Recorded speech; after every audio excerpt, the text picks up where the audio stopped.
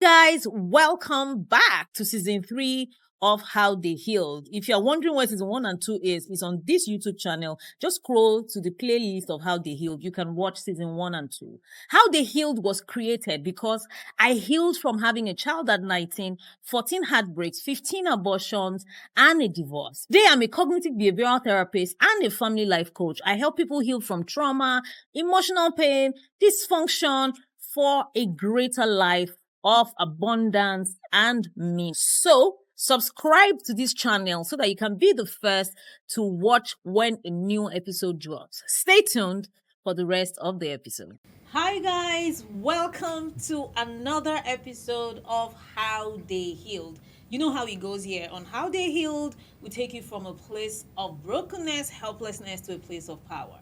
And we bring guests that comes to share their story of resilience, their story of healing, growth, and so many other things, because a lot of people learn a lot from here, even apart from healing and the likes of that. And as usual, I am your host, Lara Kudaisi Don Momo.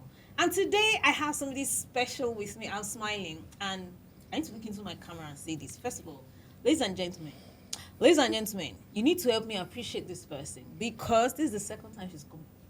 The first time she came, the production wasn't good enough, and I didn't know how to tell her.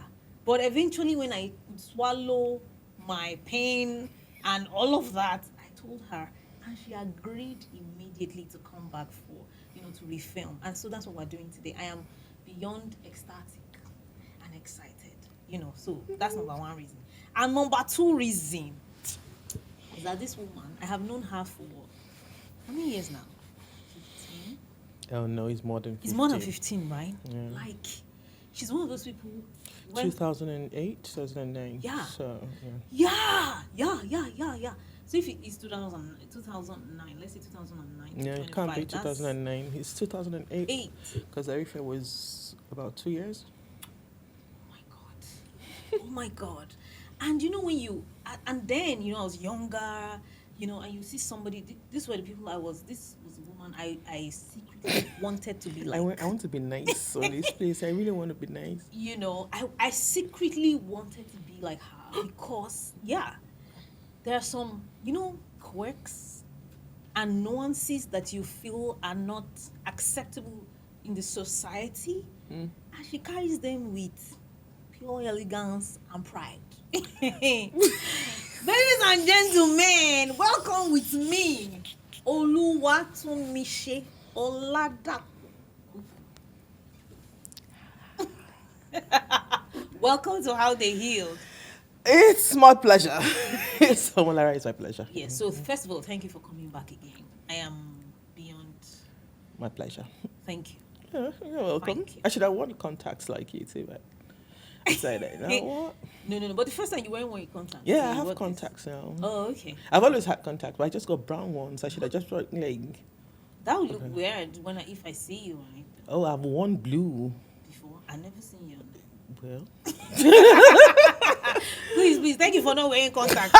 This is the Tunmise that I know. Yeah. So your story is, in fact, just grab your seat, because this is going to be. Your story is I'm looking for words to qualify it. But before we go deep into it, you know how we always do here, and how you taught me to, because you are a broadcaster of, how many years were you? Okay, mainstream. Yes, 21 radio. years. 21 years. Yeah. So if you hear somebody back then talking on Traffic FM, right? Traffic radio, telling you the routes to take with plenty English. I feel English, no. Yeah, an accent. Okay. English accent. Okay, ask you a question. don't. Okay, go ahead. Okay. Don't do that here. Okay, mama. So let's start from the beginning. I know your story. There are different bits and pieces of it. Like you get. But what kind of a child were you? Weird. Were you weird? Yeah. And I didn't think much of how weird it was until I started writing the second book that's almost ready. Okay. Her mother's daughter. Okay. And this is mirroring my life and my mother's. And I'm sitting down and writing this. I'm like, oh man, saying, Tunmise, you were not easy to raise.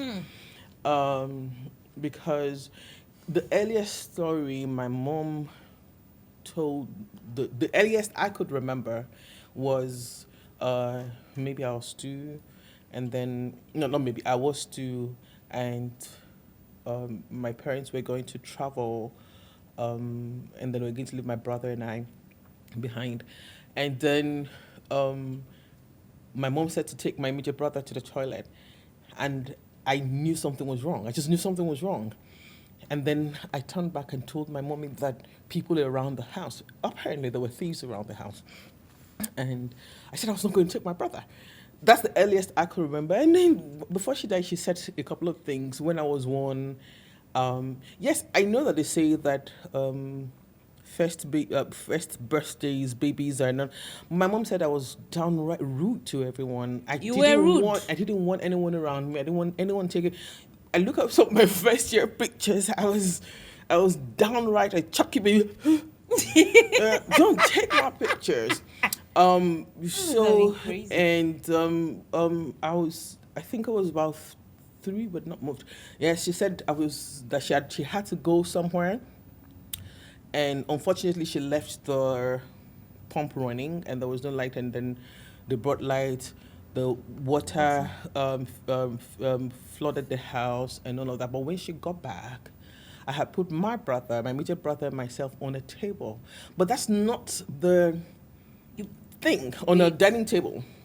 But that's not the thing. She said, too. Yeah, and she said that somehow I had found a pole to put the power in neutral, because the flood had gotten to the electricity. Yeah, the electricity socket in the house. So she said I pulled. I'm like, why did you take the pictures? Like, and I pushed something to where the changeover was, pushed it to neutral, took my brother and myself, and she met us on the table. So yeah. I wasn't the easiest child to raise. I need time to take that in. I wasn't the easiest child to raise. 2 years old. First of all, you even have memory of being 2? Oh, I have a memory of horrible things, but yeah. At 2? Oh yeah, some I won't say here, but I understand that. But like, you remember when you were 2 years old? Yeah. I need hypnosis to help me remember when I was. I don't. So for, but I don't. I think that, of course, I don't believe in coincidences. Mm-hmm. And when people ask me how I can wear my story with such grace and all that, I believe it's because it's what I was destined to be and do. I don't know if I've told you the story. My parents, before they met each other, had said to themselves personally that their first child was going to be Oluwatumshi. Before they even met each other. Wow. So I think it was one of the things that cemented their. So they were talking. My child is going to be like. And so before I was born, your name was ordained. My name was ordained, and I think that's the whole essence of my story. My name is a prayer. Yeah. So that when things got really, of course I didn't know, but now I know that even till now, when things get back, if you look through my status and you see me write Oluwatumshi, you know that I'm in a dark place. I just say my prayer. I say my name as a prayer. A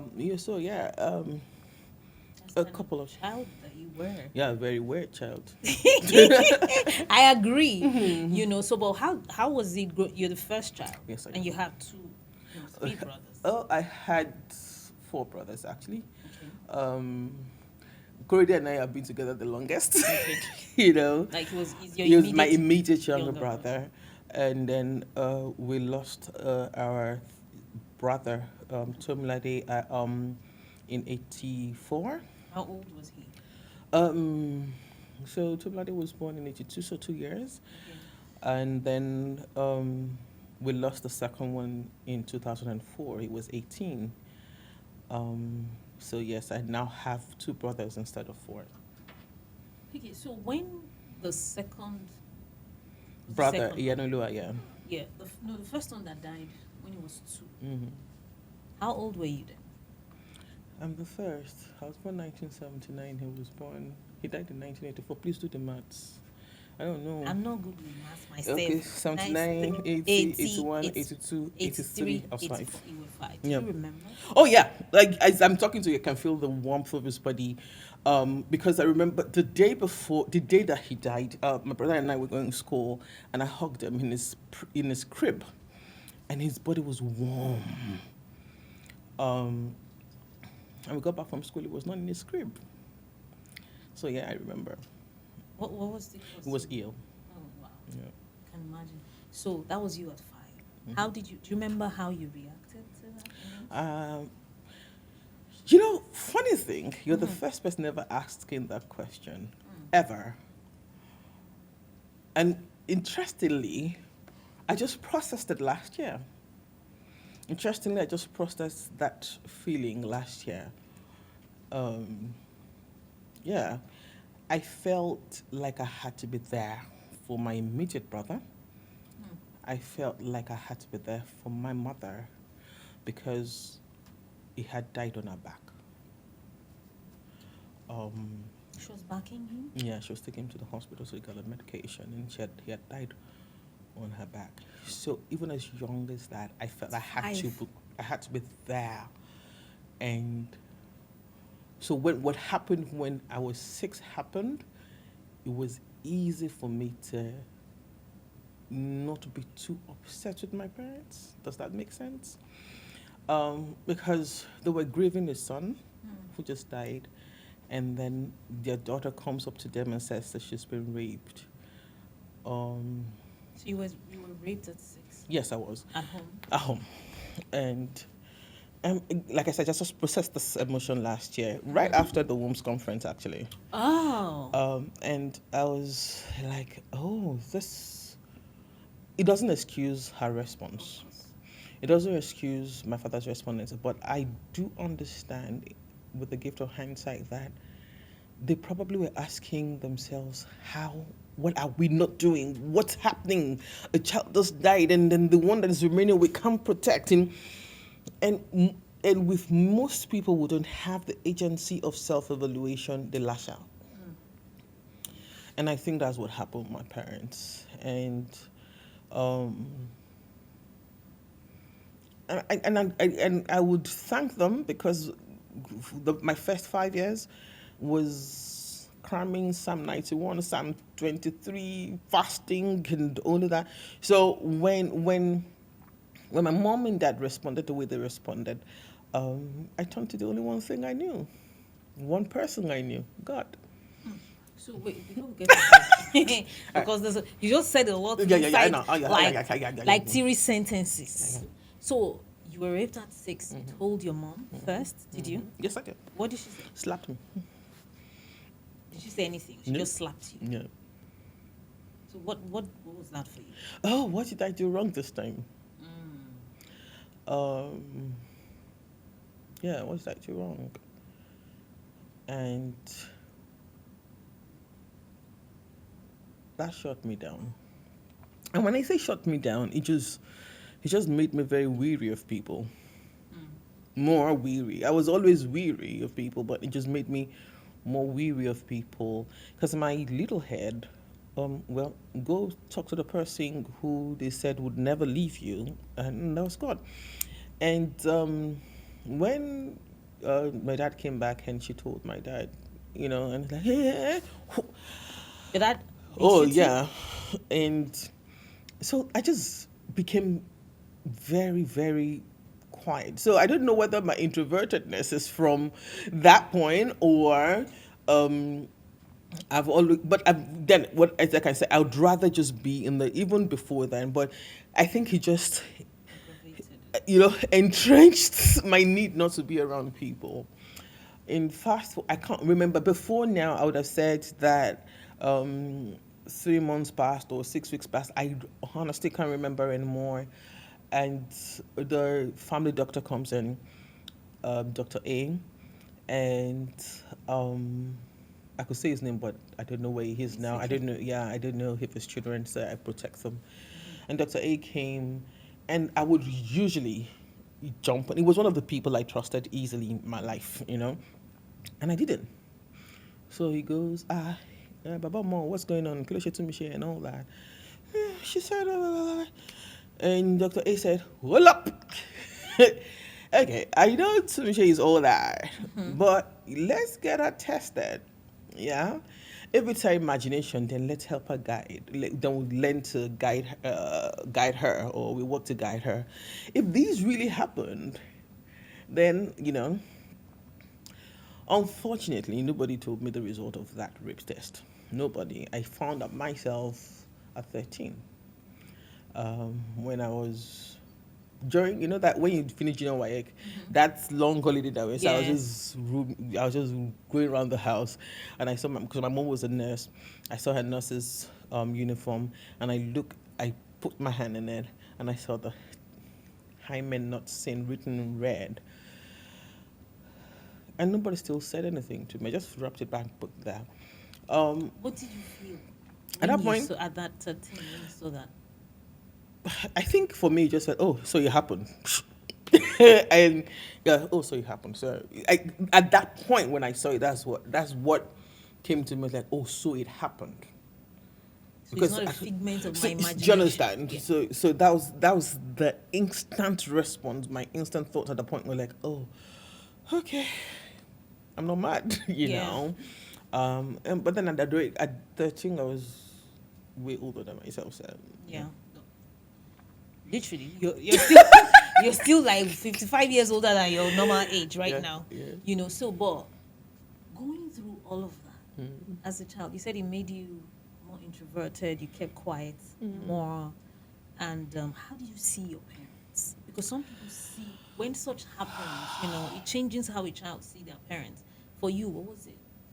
So here's the interesting thing, and I think that's where my story might be different from a lot of people's. I was angry, yeah. I never rebelled. You never rebelled? My rebellion was silence. I was doing things, but I respected and loved my parents. I don't know how I grew up to be like, but I would not cross their boundaries because I was still in their house. I don't know how but that was me. I took honor your parents, honor your father and mother seriously. Like I honest them. Was I doing crazy shit? Yes, I was. Like what? Oh, you crazy know. Shit. No. Well, it's not even what you think. I was how do you drinking, know what I think? Drinking, so smoking. So the pure all things like well, I didn't even do all of that. Even you didn't drink? No, you didn't smoke? Nope. So what did you do? What were the crazy I was I don't know. I don't know what. Well, he'll be fine. I had a relationship that. I had a relationship that I felt was a safe space, and to be honest, it was a safe space for me. He was 16 years older, and it was a safe space for me. How old did he start? Were you when? I don't want to, because I do. But do you know prior to now, I would not have a problem saying, but because we live in a society or we live in a world now that everybody is quick to do hot takes and like, oh, that was pedophilia, oh, that was grooming, oh, that was all of that, I'm very careful. Of course, even if I don't say his name, I know he's listening, if he watches this and he knows I'm talking about him, and he probably will come like, oh, but I was 16, he was 32. When we started, and we're together for about 8 years, and it was a very interesting relationship. But that was a safe space for me. It was a very safe space. And I did a lot of crazy things, but in the midst of all the craziness, I'd always go like, you know what? Do you think that the rape contributed to you having that relationship? That's an interesting question. No. Okay. No. Why do you say so? No. No. Because I had fallen in love early in life. Oh, yeah. And the person is still very much in my life. He's my very good friend, and my husband knows him. So, going to Abakaliki, I said it 1,000,001 times that Abakaliki was the safest place on earth for me. Going to Abakaliki. You mean Abakaliki? Yes, Command Secondary School Abakaliki. I think it's the singlest. The singlest. There's no word like that, guys. It's Abakaliki. The single most amazing thing my parents did for me was to send me to Command Secondary School at Abakaliki. I look back now, and I know, knowing the things that I know, and the fact that I eventually found out that they knew that the abuses continued under there. Knowing back now, I know that it was their way of taking me out of the abusive environment. Knowing back, and for all those who heard Oluwatimi Pokuku on Traffic Radio, my father my father designed most of Lagos roads. Oh. So again, there's nothing that is coincidental in life. Yes. So I now know that, and I didn't go to the same school with my brothers. I had to go to another school that he had to drive me to, or he would get a driver to drive me to, and then we'd get back home together, except he was going for a government function when the driver would take me back home. I now know that was his way of taking me out of the abuse. But as a child, I didn't process it that way. I processed it as, why am I away from my brothers? But see how things work together. When we started Traffic Radio, I was the first person who presented on Traffic Radio on May 30, 2012, and I'm getting ready to start on. I only had broadcast experience. I didn't have traffic experience. And I'm saying my prayer as usual. Even till date, when I'm doing my podcast, I say prayer before and I'm like, where, how am I going to help myself? And I had a flash of all the places my daddy had gone and I had gone as we were going through the road. So even when I got stuck, so you guys are hearing the secret for the first time. Even when I got stuck, or somebody was called and said they wouldn't, I'll just call my dad and say, oh, daddy, is it here, here, here, here? And so, oh, yeah. So I've always been a storyteller. So I needed to attach a story to and then it helps my presentation flow. Of course, God knew I was going to be on Traffic Radio. I didn't know. Yeah. We didn't even know there was going to ever be a Traffic Radio in Lagos. So for me, so I found that love in secondary school. Word toasting, he wrote me a letter. I need an answer. He wrote me a letter on Friday and says, I want an answer on Saturday, blah, blah, blah. And then it was such a sweet, and I saw how his parents treated him. We're both, he was 14, I was 13. And I saw that he could go tell his parents that he had a girlfriend. Were you able to tell your own parents? They born me. Because I'm in shock. But you didn't say Nigeria. Yeah. He's an Easterner. Oh, okay. Yeah, he's from Anambra State. And there were only 2 boys. I saw how, when they come to visit him, they'll ask when we would see each other. And that did something for me. Like, oh, that's better. That's better. Other than what I'm going through, other than what I'm seeing at home. So that, even though the abuse was still ongoing. How long was the abuse? Oh, Father Lord. Till I left secondary school. Which was how many years? From 6 to 15, yeah. To 15? Yeah. And it was not one pencil. And like I think I told you before, it got so frequent that I began to expect it. Like, I think is to answer that question, that you think that was the abuse that made me have that relationship. No. Because that relationship was safe. I felt like, okay, I'm doing sex now on my terms. Not on someone else's whim. Not somebody who wanted to grind and just relieve his whatever and keep his virginity. Yeah. Some people were so careful. There was no penetration. It was the fingers. It was under the. It was just quick. It was a lot of people. Oh well, there was a handful of people, and they all lived with with you at home? Some lived with us, some would just come visit, some, and there was a female also. So it was a whole gamut. So this relationship was not because of the abuse, it was in spite of the abuse. Okay. So were you able to tell him? Oh, he knew. Oh, he knew. Yeah, he knew.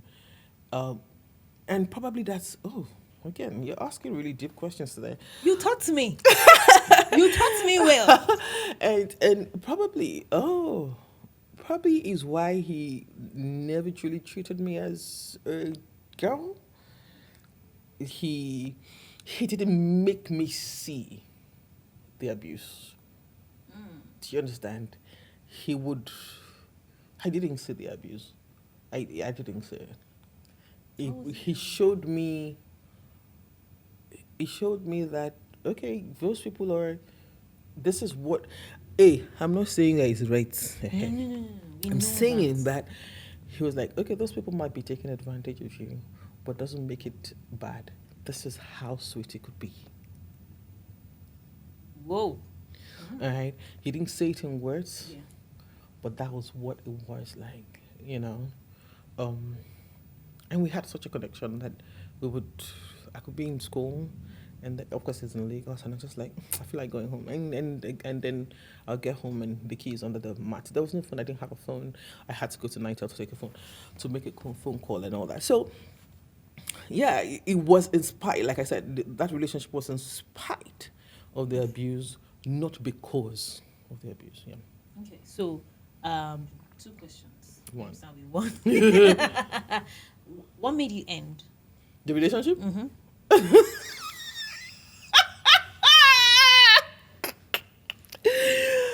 Goodness! What's Because it chose another. Yeah. And no, don't look that way. We had a conversation about it. It was an open relationship. It was older, come on. And I was 16. I was not going to, though I was being abused at home. Like I said, it was going to be on my terms. And we had a conversation. And that's why conversations are still very important to me today. Yeah. We had a conversation about it. And then for a long time, it was a very open relationship. And I remember, I think it was night 6, he said, you know what, so that they will not say that I stole you can have, because I was on my way to uni then, you can have boyfriend, so can you, and I did do that, so some bit, and I'll say to people, when the guy comes to me, okay, it's okay for you to like me, but I have a boyfriend I can't leave, And I think it was 96 or 97 Christmas, something happened that I didn't need to go into. And it caused a kind of friction. And we sat down again and we talked. And he said, okay, I'm going to reduce the number of girls and it'll just be you and someone. Okay, see, again, this is why I'm very careful, because I don't want. The reason I'm being careful is not because I can't own the story. It's because I don't want to trend for the wrong reasons. I don't want people saying, Stockholm syndrome, trauma bonding. You know, all those things that we draw about. So the thing is, I'm even glad you're already saying this because now you're in mental health. Yeah, so yeah, it makes, and I'm glad for everything I've been through. So it's easier for me to see through a myriad of lenses when people come to my table for coaching. It's easier for me. You've always asked how I became a no judgment zone. This is why. Yeah. This is why, because you don't know where the other person is coming from. Whatever psychology is saying, whatever psychiatry is saying, it's just a guide. It's just a guide. Each person has a drop of God in them. And as a mental health and mindful advocate and coach, my job is to help you midwife that soul. Is to help you midwife you and introduce you to you. And tell you that the stories might be there. Those stories are sovereign. There's absolutely nothing you could have done to influence those stories. But what are the things that you can do to rewrite the stories. So before you finish that, let me just ask you, from your own perspective now, Yeah. today, Mm-hmm. as a mental health and mindfulness advocate and coach, I hope I got the Yeah, okay. What would you describe that relationship as? I'm just curious to know. Oh, it was just a relationship. Okay. It was just a relationship. See, there is no black, there is no white. Yes. Even grays are a million and one shades. Ash? There's ash. This one is grey, grey. Abby. Yeah, Abby. You know. Yeah. Yeah. This is another. Yeah. So, because we're still on this side of eternity and we are humans and we are fallible, it's very imperative that we give ourselves grace. Yeah.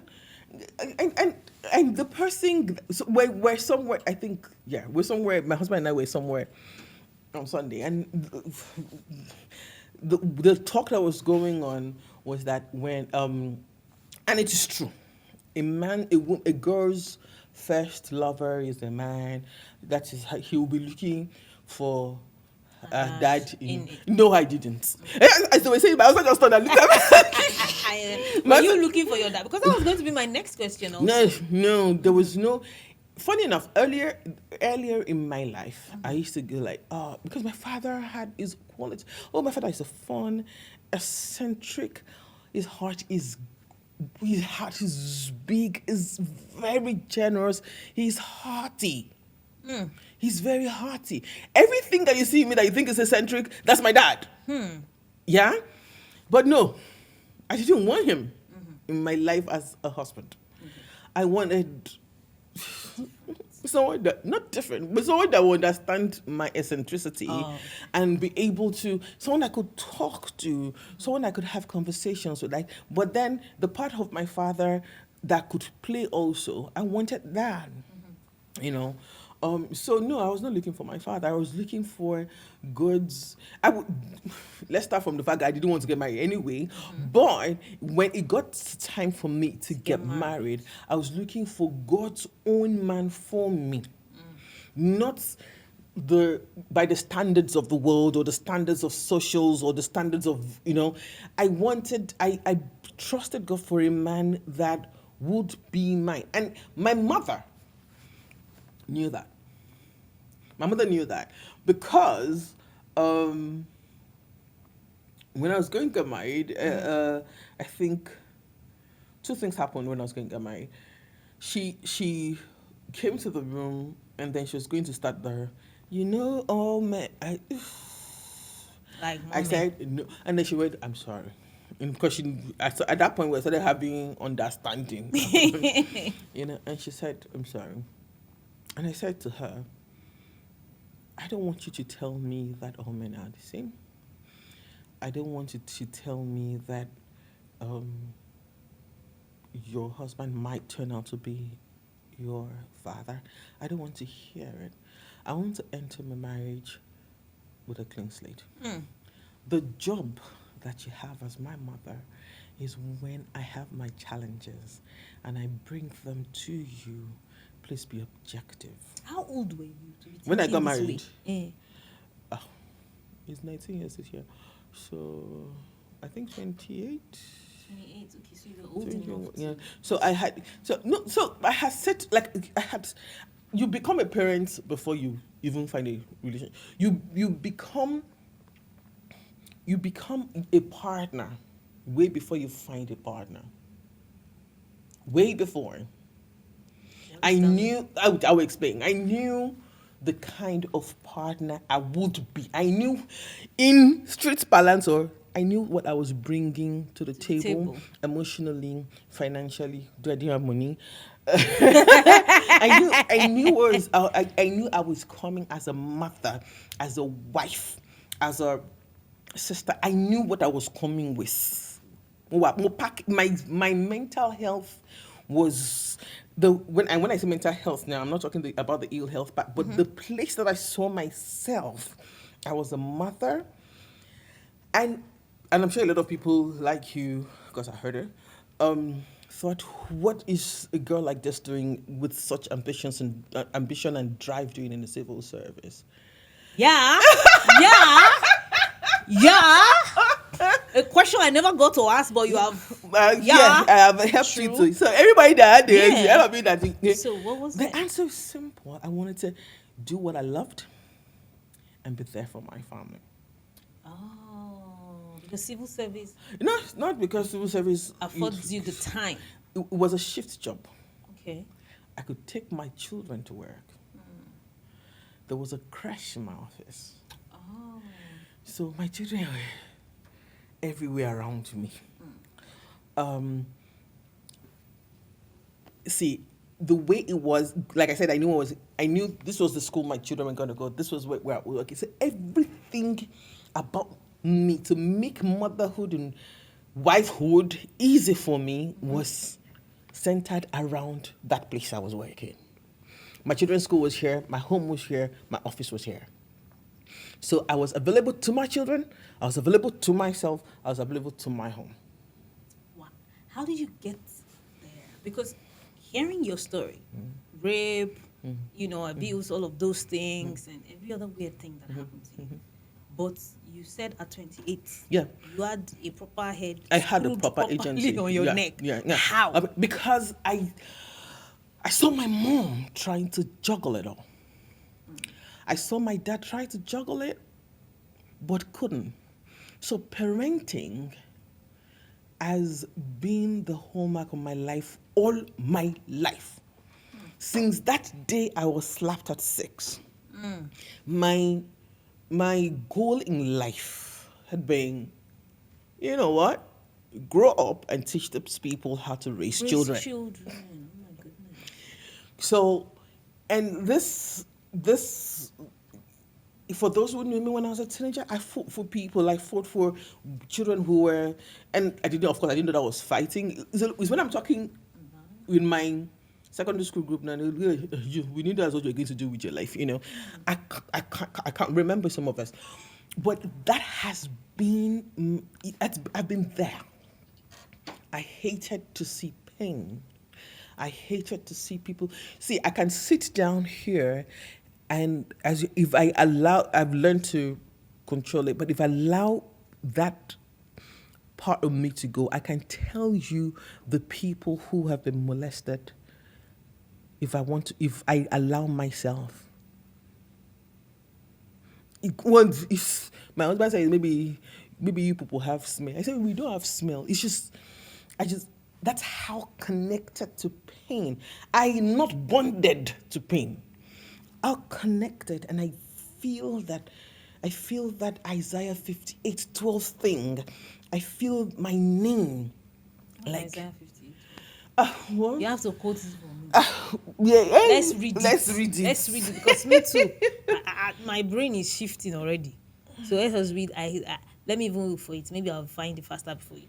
Because I want to understand everything, or a lot, as much as I can. You can only understand God, dear. Okay. Definitely I found it before you, don't worry, because it's my go-to scripture. I found it. And your ancient ruins shall be rebuilt, and you shall raise up the foundations of many generations.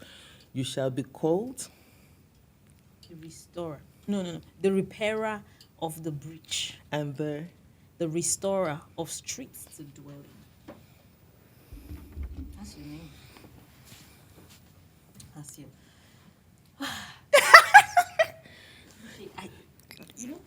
We get deep here, but you're taking me deeper. yeah. So let's calm down. Okay.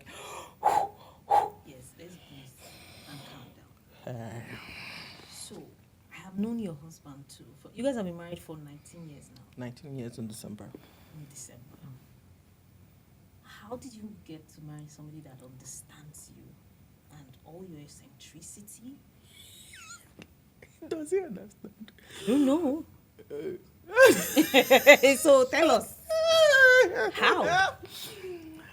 Oh my goodness. The scripture that brought him. I am sending you my own man, my own trusted counselor. He was my best friend at the time, though.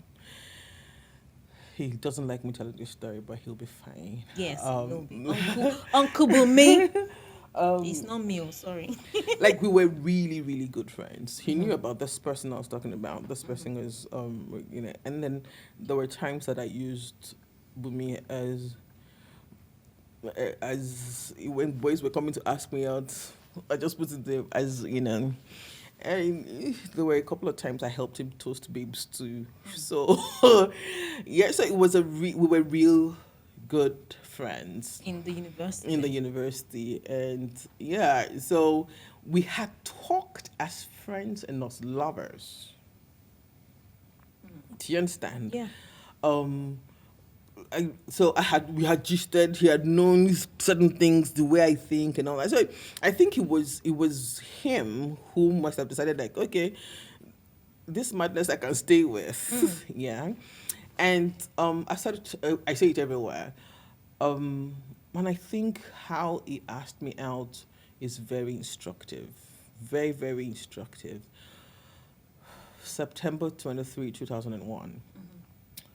After a lunch at his, um, he said, I'm not promising I will not hurt you. I'm not promising that I will not cause you pain. What I'm promising is I will do my best to make this work. And that's what it's been doing in the last 20 some years. So is it that doesn't hurt me? Yes. Is it that I don't hurt him? Yes. But the thing is, he has put it in front there like, well, I not be normal sometimes. So there was no, maybe because we're friends for a long time. Well, there was no. So for me, even when we hit rough patches, I remember September 23, 2001. I'm not promising I'm not going to cause you pain. I'm not promising I'm not going to. Yes, it's not trauma bonding people, because this is everything is just, Ignore them. it's we should also try to, in as much as these things are true, yeah. But this is what 20 something years going on with me and I, and that tells us whenever we go with, no matter how dark it gets, and trust me, it's gotten dark in the last, especially when I got diagnosed and I had to navigate the mood swings. He had to navigate the things that come with my manic episodes, for example. And the manic episodes can be really crazy. Crazy things, trust me, that I can't say here. Crazy things. The manic episodes, he had to. But we go back to that day. I am not promising that I won't hurt you. I'm not promising I won't cause you pain. What I'm promising is we are going to make this work. So, when you ask me how did I find that kind of man, I'll ask you how did he find me? Yeah. Yeah, because no, but no.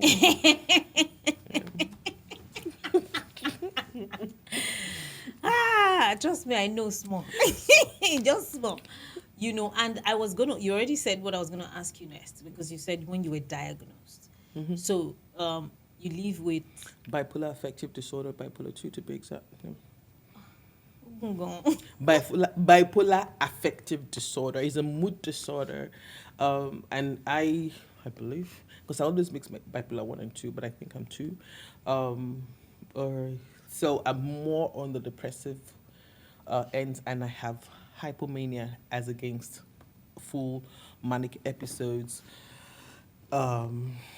Yeah, some of the symptoms look like menopause symptoms. So bipolar has prepared me for menopause. Yeah. But yeah. So yeah, bipolar affective disorder is a very interesting thing, because I had to navigate. I loved the dark side. I won't lie. I loved the depressive side, because it fed my introvertedness. It fed my creativity.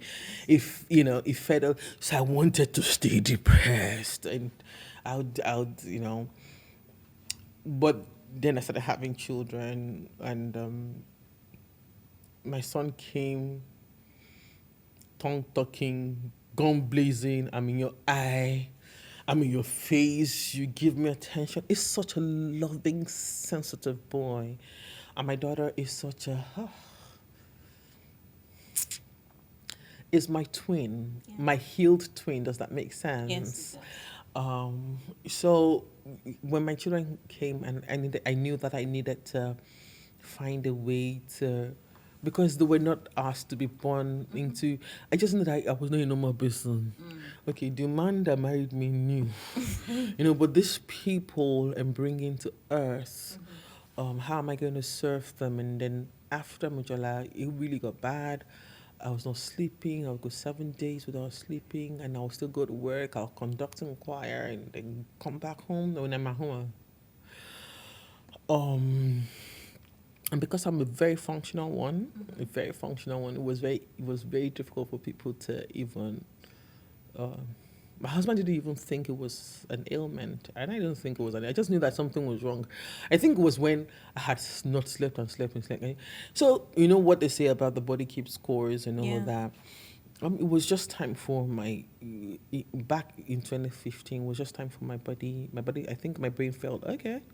We have suppressed enough. Yeah. Can we deal now?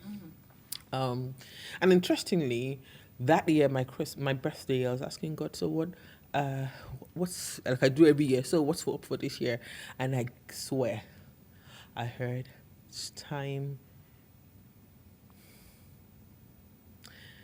It's time to heal and stop suppressing. In my head, I was like, what are we suppressing? I'm fine now. It's not me. Well, man, 2 years down the line, I'm still there. And there was I didn't even know there were a lot of things I had repressed. And then you do psychotherapy, and something comes out. Oh, that really happened.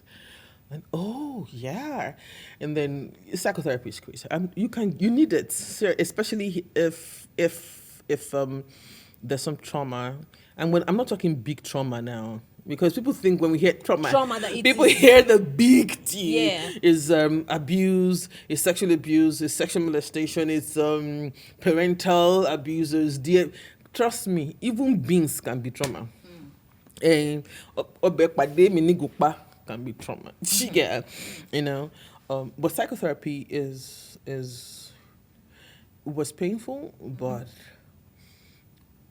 in the weirdest way I enjoyed it, because it helped me to then truly live through the experiences and use the agency that I have now to navigate them and be a better person. So living with bipolar is it's interesting. I'm sure. It's Sure interesting. it is. It is interesting. But then because I'm a writer, I'm a broadcaster, I'm a podcaster, and I give speeches and all of that, it makes it. And I was still somewhere on Friday. I was supposed to be on a panel, and then it turned out to some form of healing session, And if that's what this is about, I was telling. Yeah, it was even at that. I said, okay, how I see bipolar now is how Paul sees the thorn in his flesh. Yeah. Could God take it away? Yes. Will God take it away? As of now? No. It's a case of my grace is sufficient for you. And that's how I see bipolar now. And while the manic episodes don't come as often, and I also know when they're coming, and I quickly can tell a guy, hey, guy, That's your husband. Yeah. I just tell him I think I'm going to be manic, especially when I've gone 2-3 days without sleep. And I just go like, you know what, I need to shut down. I put all my phones, I watch movies, paint, I color, I dance. I know. Sometimes I look at driving down the street. I'm like, the street people are looking at these guys, because I'm in my car and I'm just, because if I don't do that, I'm not being authentic to myself. I play, and when it gets really, really dark, Lara, when it gets really, really dark, I go to my first 5 years. I look at that girl before all the craziness started. She was happy. She was happy. She had a life. She could see life. Do you understand? She was happy. I look at my pictures from 5 down, apart from my first year picture, where, what are you putting here?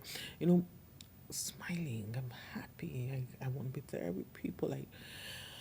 I go back to her, and she always has answers for me. always, always, always, always. I just need to go to her, and I say to Michelle, "What are you going to do now?" Yes, I talk to myself in third person. If that sounds crazy to you, I'm sorry, but I say to her, I talk to her. And I say that because let the little children come to me, for theirs is the kingdom of God. Maybe that's where that came from, but there's a difference between being childish and childlike. Yeah. So when I connect with 5-year-old Tunmise, I'm being childlike, and then I'm looking at an event or a situation through the lenses of curiosity, as against, oh, I'm an adult. Why am I supposed to? No. I'm approaching with curiosity. I'm like, okay, what has this come to teach me? What am I supposed to take away from here? So yeah. You know, I've heard your story at least a few times. Yeah. But every time I hear it, there's always something new. There's always something it does to me. You know. So let me ask you about your children. Oh, yeah, please. I know they're literally the love of your life. Oh, yes, they are. You know. So I know your husband got used to, you know, he knew you before you guys got married, at least to an extent, and then he's rolled with it. But how did your children fit into all of this? Oh, my babies. They're the best. Trigger a lot. Trigger a lot.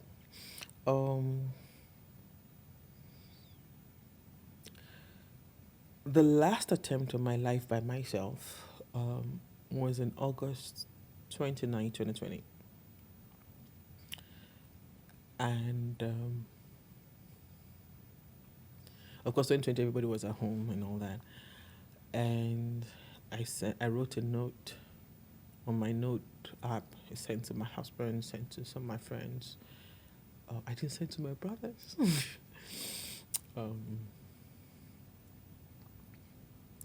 And my husband, you know, I wrote that and I started throwing myself at the wall. And then my husband was watching TV or something, or he had left the room early, you know, and was watching TV. So, and he said that the 4 times I had attempted, somehow, some way, that night he would not be able to sleep. You know, and he just ran to the room, and by the time he came, I was this way. I was just speaking in tongues. I was just. Were you having an episode at this time?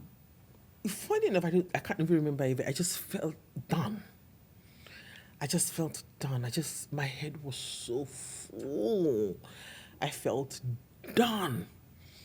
And then he calls. So one of the friends, I sent a message to Hannah.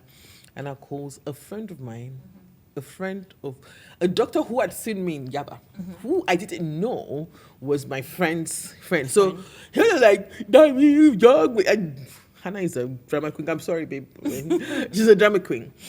So Dami calls me and then talks me through it. And the next day, my children saw people coming, going, why are people coming to see mom? And my mom, I was in the room and all that. So I said to my husband, I want to tell them. If was 13 at the time. Your daughter was 13? 13, so that made July 13 minus 4. 9. Yeah, that made July 9. And I called them. I said, okay, so mommy's not well. Mommy almost did this today. And I just want to say to you guys, if I'm ever too excited, it's not about you. If I'm not too excited, it's not about you. I'm trying to deal with this and all that. The next morning, again, my son just hugs me tight and kissed me and left. The next morning, my daughter designed a card. She designed a card and then she wrote 31 place cards. You were loved. We are here. 31. So such that I can take one and read daily. And yeah, amazing people. Yeah, they are children, but they are people. Yeah, amazing people. And since then, if I'm awake at 7, mommy, what are you doing awake? You know, mommy, what, even they're in school. My son is, there was a particular day he called from school, and I'm like, why are you not calling me? This is about 7:30. He's like, because you're not supposed to be awake, you know.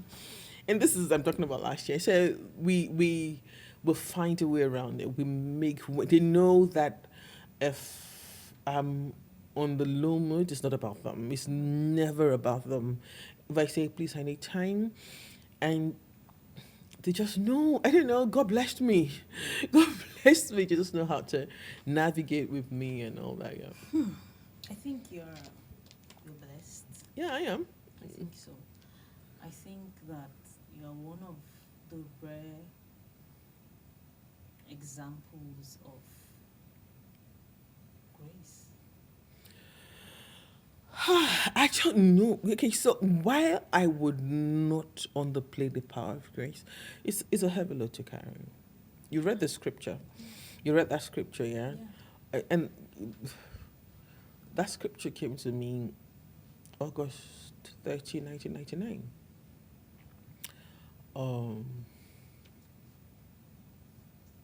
But it's not an easy load to carry, because there are times I go like, is this what you created me for? To be in pain constantly? Because you want to heal some of your children?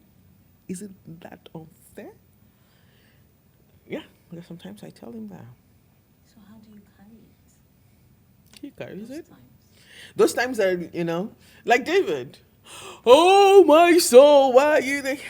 Okay, but I know you are still going to be the one, I know my reading list and all that kind of thing.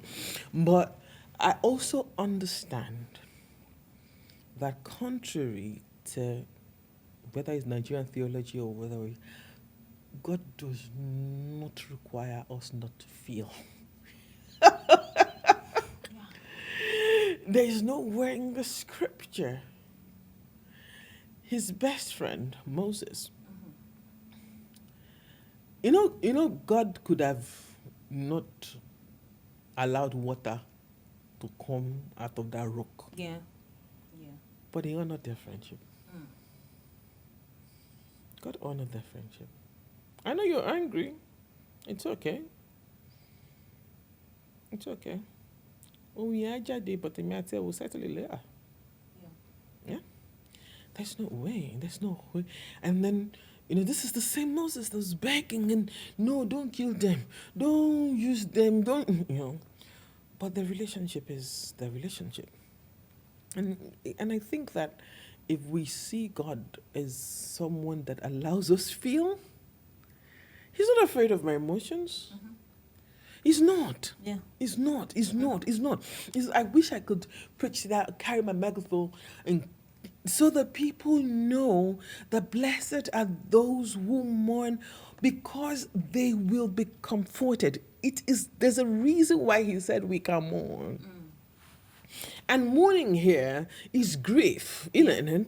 So the only thing that Paul added to that was that we should not grieve like those who are in the world who don't have hope. But these things are not set in stone. It took me 18 years to get over my brother's death. That's the one who died in 2004. It took 18 years. And I would go to God, I was like, because I knew but I also knew my brother. I knew there was a song when I were playing last week. I still believe Crystal Lewis and Kirk Franklin. That song that last week or 2 weeks ago was the first time I was listening to it in almost 20 years. Why? It was Yanulua's, when he was in pain, he was going, I believe in you, I believe in me. And I'm looking at my brother and he's crying.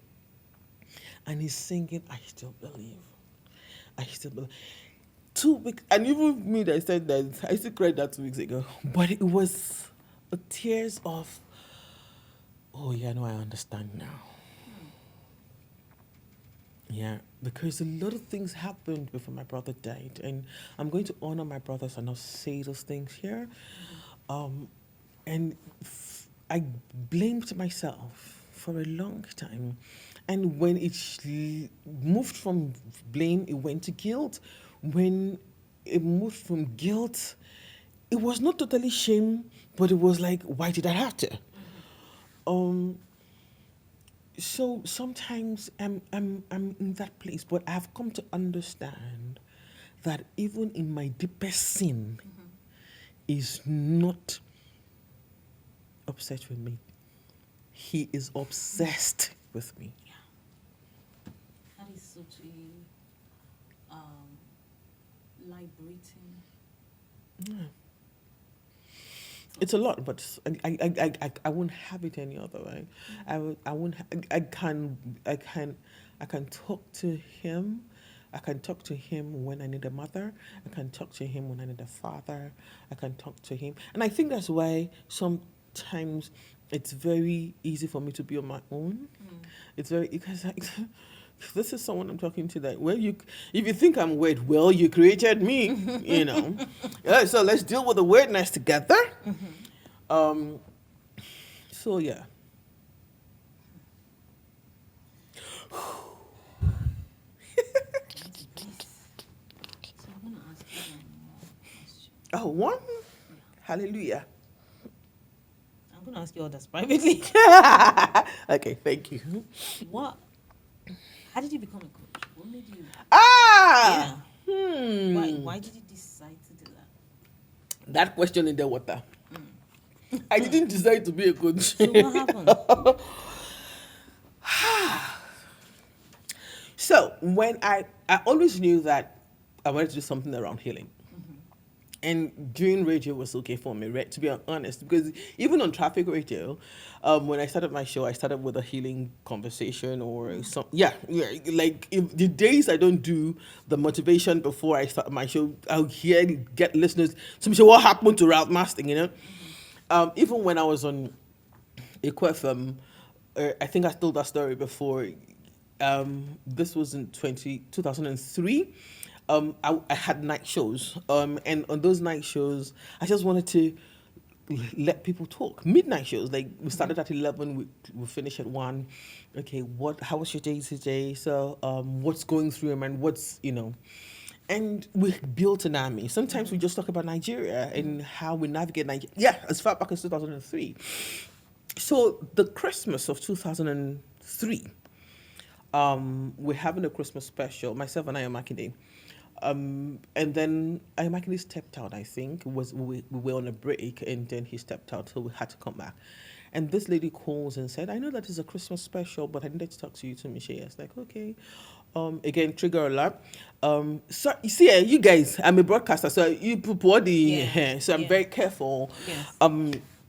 And then she calls in and she says, she just wanted to thank me. I was like, why? I said the show, and the show the 3 days before was about overwhelming thoughts and hope and all of that. And she was like that she had decided that she was going to take her life. And then she remembered that Tunmise was going to come on air at 10. And then she said to herself that she would listen to Tumise's show and then take her life. And guess what I'm talking about that day? Hope and staying alive. And so she called to say thank you. So I had always, but I didn't know. And then, of course, you and I know that being a coach in Nigeria is extremely bastardized. The people who are coaching, the people who are scamming and all of that. So it was something that I just pushed back at. Yeah. Fast forward to when I left service, I started taking courses because I was also managing my weight with the medication that I was taking. So I started taking courses on how to manage my weight around my health courses, fitness courses, sports. So someone came up and said, coaching. So I thought it was sports coaching.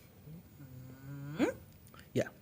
So I clicked on it and I started like, psychology, psychiatry, and it was home because as a language student, I love psycholinguistics, sociolinguistics, and so it was home. I felt myself. I took the diploma. That's fine. Then my father dies. So before my father died, when I did that diploma, I was like, oh, this feels like something I can do. Maybe let me just get a proper certification. And Um, I I just Googled CTA came up. I tried CTA, nobody answered me. Then my father dies. The day after we buried him, I tried CTA again, and on the spot, they called me, and yeah, and that's how my journey started. CPC, CSPC, and all the EMCC thing. Yeah, I do have for now. I also, but of course, my challenge was, yeah, coaching. But I really just want a space where I can midwife people's souls. Um, of course, I went back to my podcasting and coaching and all that, and the rest is history. Now I have a certification in integrated therapeutic counseling, so we're still going. We're healing one person at a time. Yeah, yeah. And how has your experience helped in that regards? Oh, the power of shared stories, you know? The power of shared stories, you know, especially when somebody comes to the table and is going like, you can't understand, you can't do everything that have been through, and you just let them go. And then after that, and you allow them be, and you say, I know. I'm like, I know. And there's just a part of my story that is going to connect with that person. I'm like, I know that one did not do me. No, it's okay. Let us talk. So how can I get better? It's always very interesting. And because we are Africans, we like stories. Yes. So having to balance the tenets of coaching that I know, and using the past shared stories in counseling is been a fine balance, but I think I'm finding it. Ma. It's never going to finish. Oh This yeah, story. because life is. My friend was saying the other day that you should write a book because she was reading through HMD, her mother's daughter, when life becomes an. I said that's the title of the book. And she's like, you should write one about. I said, the book I'll write about my dad. Or I'm not going to write surviving emotional. I'm going to write something like growing up with Amos, and it will be Growing up with Amos. Amos, that's his name. Okay. Yeah. Wow. And it will be positively chaotic. Because I love my father. Oh, Father Lord. Knowing the things that you're. Yeah. I love my father. In fact, I remember when my therapist saying that that's Stockholm. I said, no, it's not Stockholm. I love him.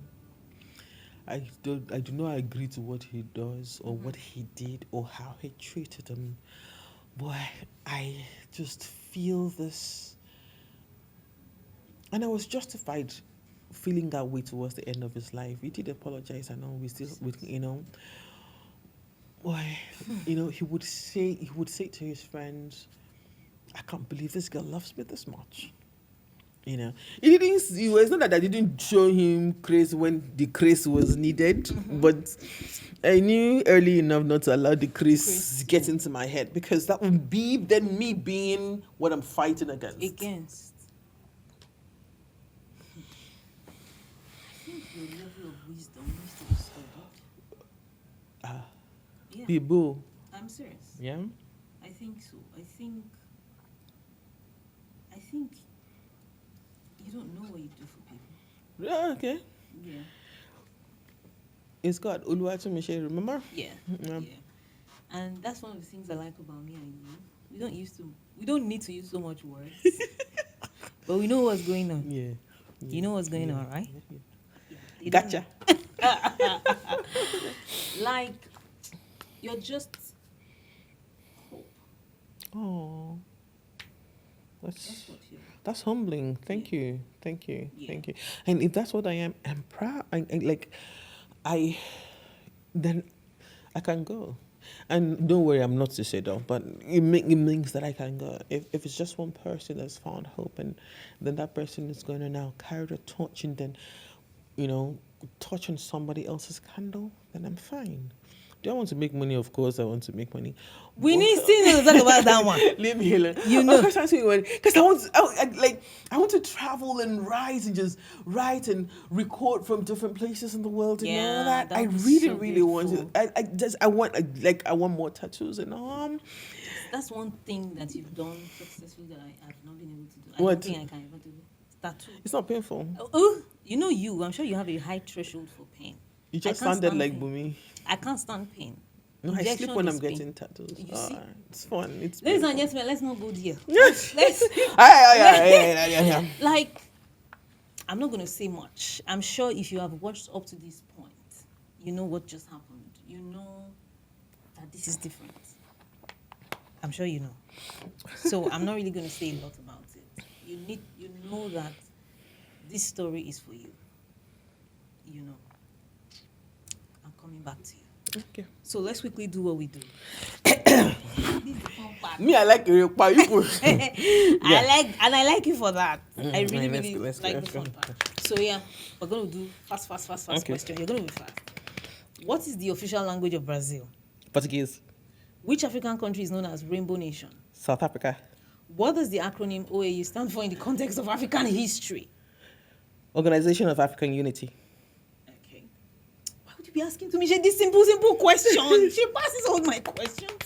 Which Shakespearean play features the famous quote, "To be or not to be"? Hamlet.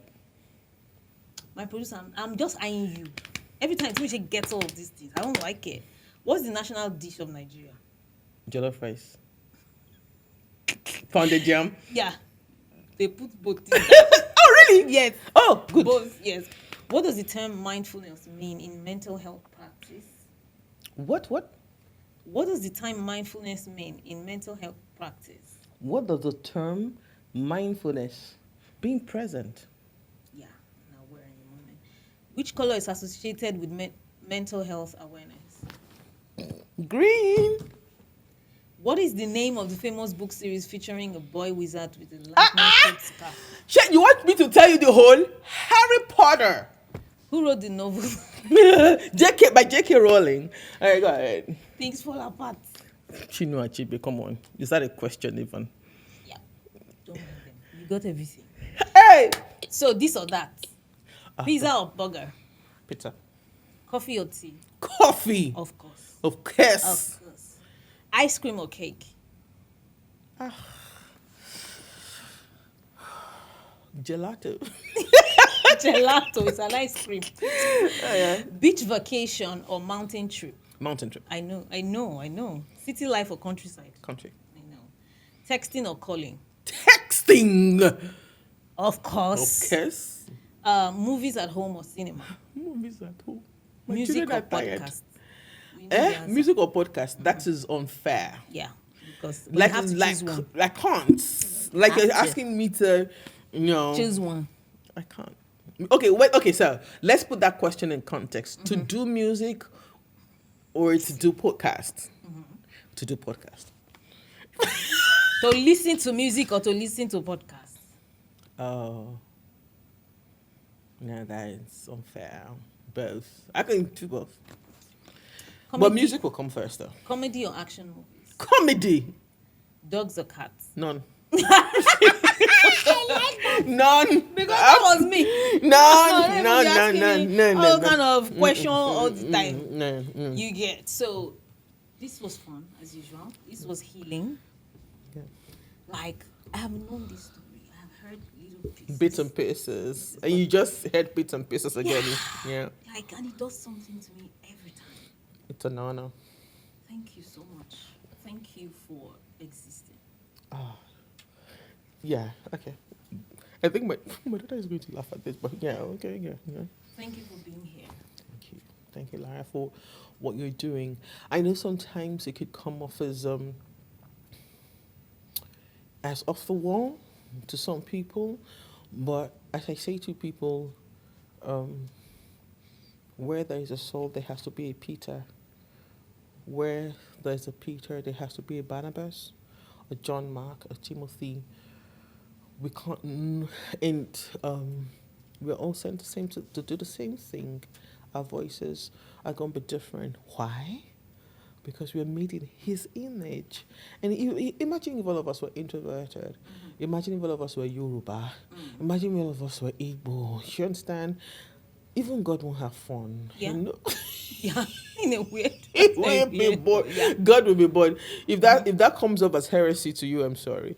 But even God won't have fun being God with just one style. So thank you for all that you do. Thank you for